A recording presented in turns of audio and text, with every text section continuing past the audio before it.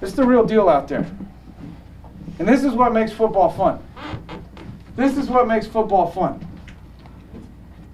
The uncertainty. Yuma Catholic football thrives on uncertainty.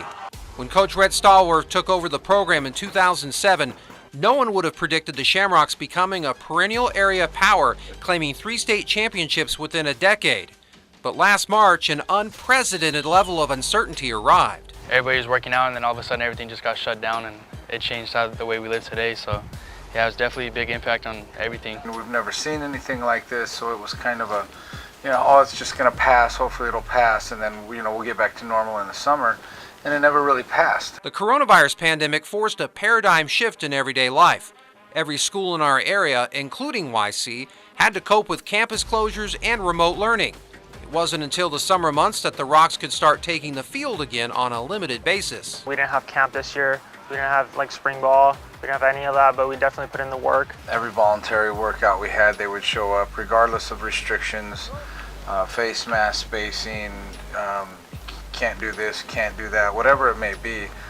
We had great participation. As COVID cases climbed last summer, the Shamrocks faced the lingering possibility of a canceled season. It was just hard being able to not know if there was going to be a season or not. We worked so hard, and just not knowing if we were going to get the chance to play, it was hard, it was scary. The tide turned on September 2nd when the Arizona Interscholastic Association announced the start of a condensed football season for early October.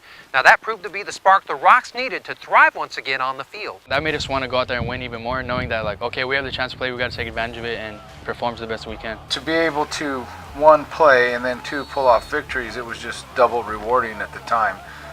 And we had an unproven team. They responded like veterans. The Rocks succeeded with a lot of unproven young talent on both sides of the football, especially quarterback Richard Stallworth, who came into the pandemic with no varsity experience.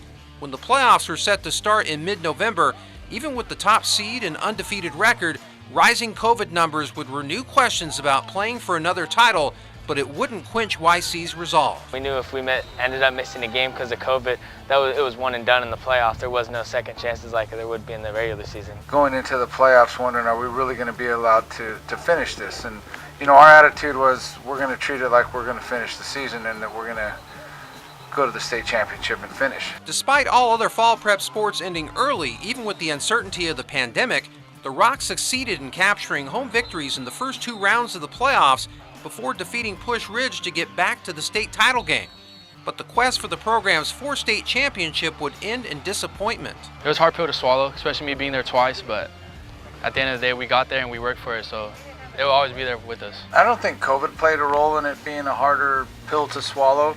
I think it was more of knowing that we thought we could do a lot better, and then when you lose one of your key parts, being the quarterback, that's what's heartbreaking. Despite falling short of their goal, the Rocks don't take for granted the challenges they faced and the season they got to play. I felt our team trusted our coaches a lot this year, and that's what got us that far as far as we did. Because of the way our program is set up and the discipline that we require, it just allowed us to flourish in a time that other people succumb to all the outside pressures and distractions. Just like playing in the pandemic itself, YC looks at the future as an opportunity to shine. Just like last season in the summer, we need to work just as hard, if not harder, than we did last season, because again, we don't know if we're going to be able to play, and if we do be able to play, we want to be ready. The other kids that were on that team are going to get a second shot, and you hope that they relish that moment and will persevere and push forward and do what they can to get back to the state championship again. I believe that